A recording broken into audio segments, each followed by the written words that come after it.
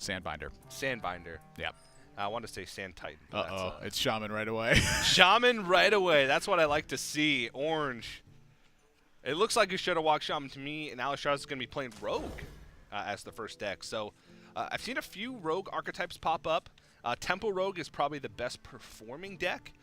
And the Burgle Rogue, the opponent's class card Rogue, is also a deck that I've seen a little bit more of because they've gotten a lot of support with some of the cards from the Witchwood. Yeah, so taking a look at Orange's deck, I mean, it is quite different than a lot of the Shaman decks that we've seen in the past. You know, typically they've been very board-centric. They've been based around utilizing totems in some way or having very aggressive starts. This deck operates more like a control slash combo deck than it does, you know, pretty much previous to every single Shaman deck that we've seen in Hearthstone. It's got a lot of card draw in here with Mana Tide Totem, with Farsight, with Sandbinder. Sandbinder is a 4-mana, 2/4 neutral card that says draw an elemental from your deck.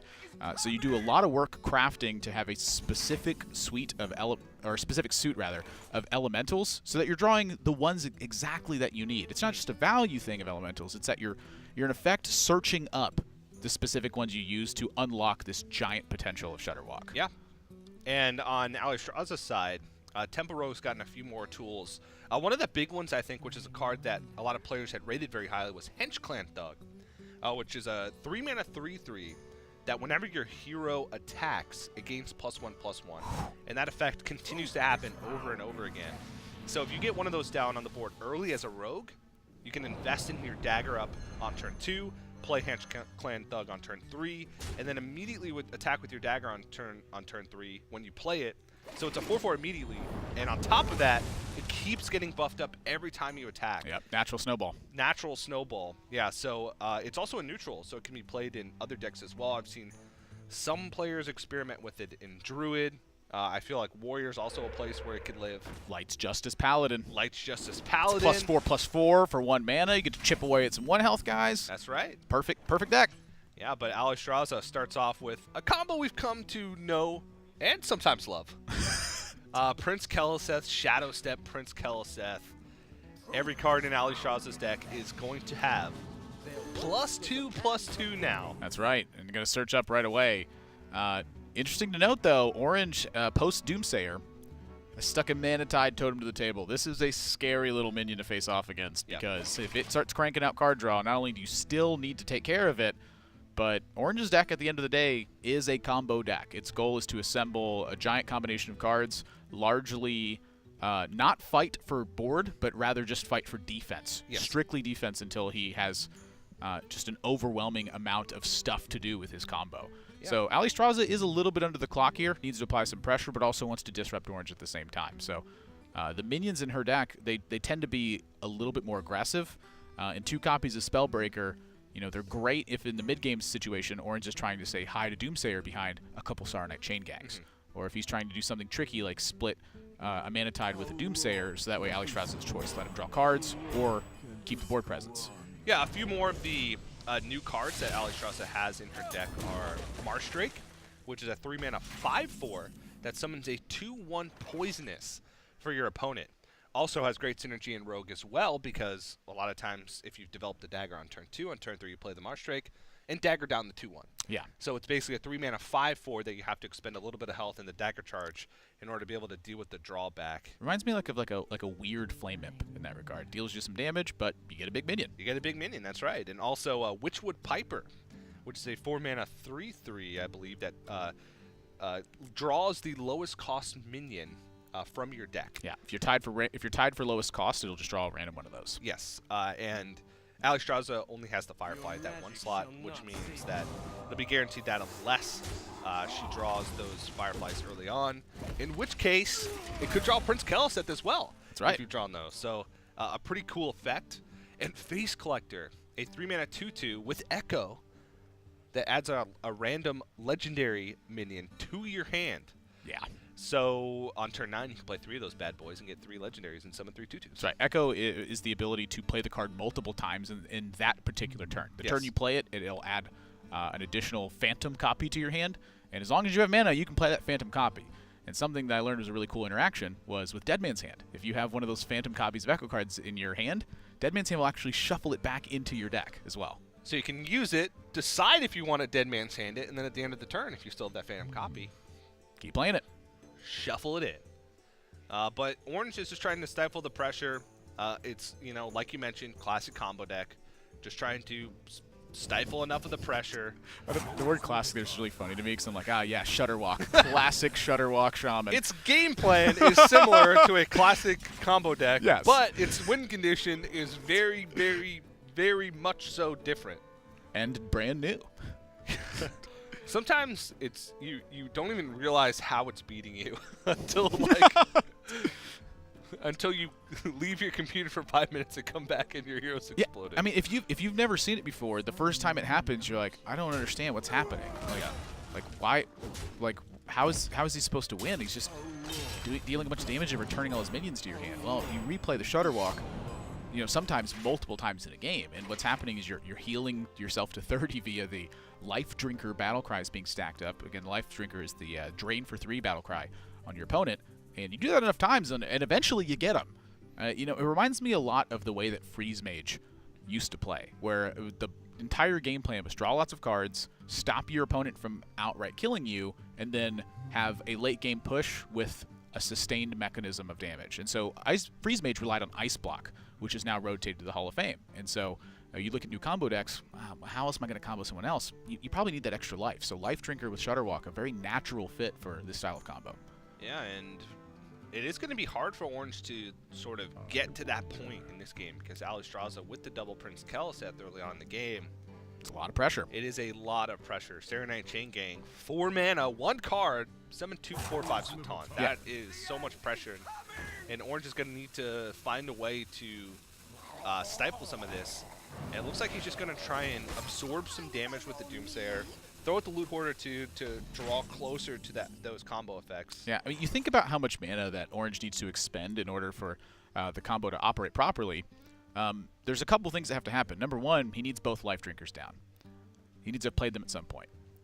You're going to want to have played Serenite Chain Gang, or otherwise the combo with Grumble or with Zola the Gorgon doesn't work quite as effectively. With Grumble, it's a 6 mana 7/7 that says Battlecry, return all of your other minions to your hand and change their cost to 1. Zola the Gorgon, of course, adds that golden copy to your hand. So both those effects can allow you to play multiple Shutterwalks. But now if you want to play one or the other of those, that's another 3 or 6 mana that you need on top of that. You need at least 1 Serenite Chain Gang down. It's another 4 mana.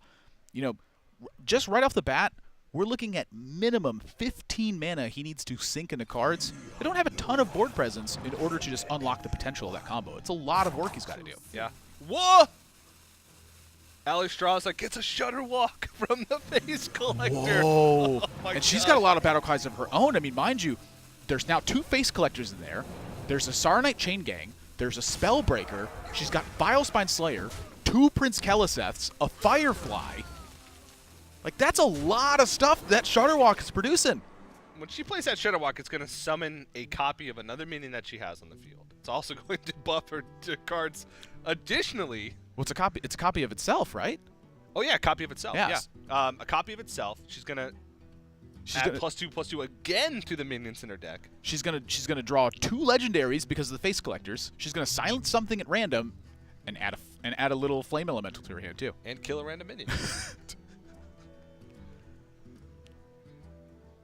Yeah, the targets from Shutterwalk are chosen at random, so it actually is quite important that Life Drinker is just an opponent that you drain for 3. Volcano, I don't think this is a full board clear. It's not. It's going to leave a 4/2 on the board. Not quite enough, but that is enough for the time being for Orange. He's got 2 Life Drinkers and the Rotten Apple Bomb to try and stabilize a little bit. He's drawn to Shutterwalk. Does need to find that Grumble. What is that for? That's a Rotten Apple Bomb. I kept looking at that Rotten Apple Bomb, and I was like, it looks like an Arcane Golem to me. Rotten Apple Bomb, a 5 mana 4/5 taunt. That has a Death Rattle, restore 4 health to your hero. Yeah, nice little road hump for your opponent.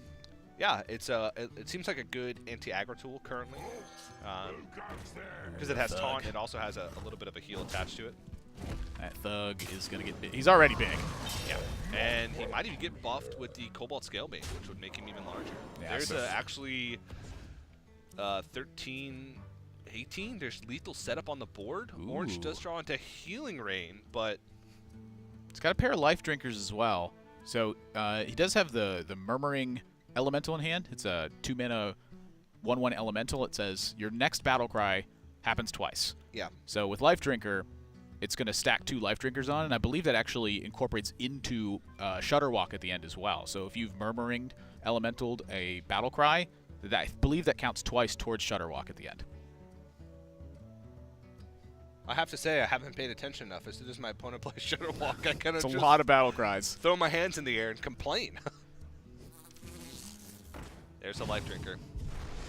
It looks like Orange is... Wow, so not getting full value to the healing rain.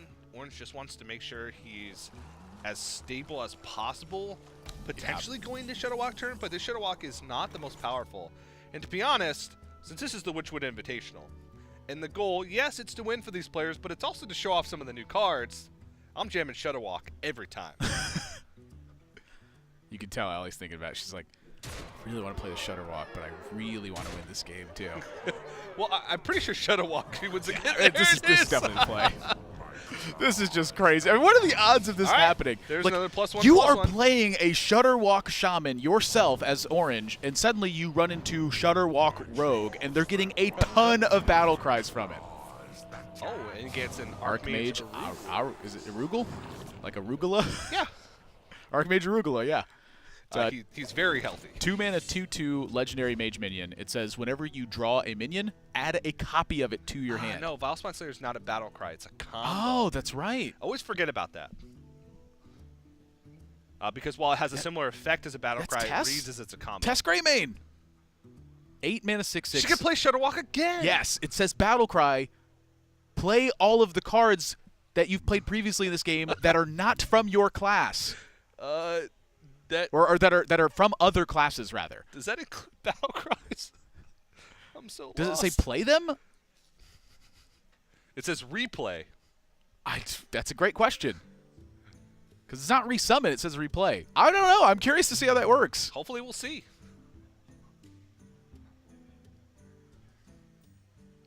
Look at Allie's face, too. She's like, what? This game is a mess right now. Not from her side. From her side, this game is incredible. It's just funny.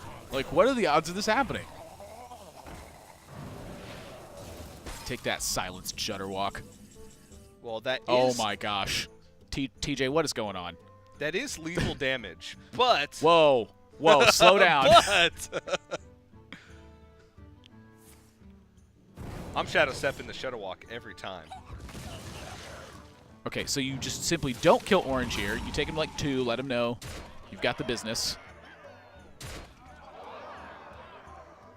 She's really thinking about it. She's like, I really want to play the second Shudderwalk. But yeah, she thought about it for a second, but Alliestrasza is going to take game number 1, Rogue versus Shudderwalk Shaman.